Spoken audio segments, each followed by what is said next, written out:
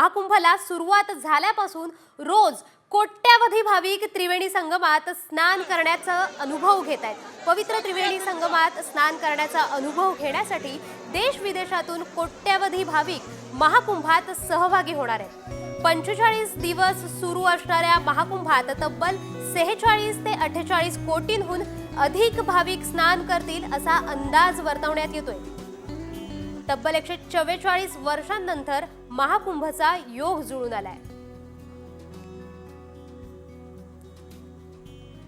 या 45 दिवस सुरू असणाऱ्या महाकुंभात तब्बल 46 ते 48 कोटींहून अधिक भाविक स्नान करतील असा अंदाजही वर्तवण्यात येतोय। महाकुंभाला सुरुवात झाली आहे आणि महाकुंभाला सुरुवात झाल्यापासून रोज कोट्यावधी भाविक त्रिवेणी संगमात स्नान करण्याचा अनुभव घेत आहेत।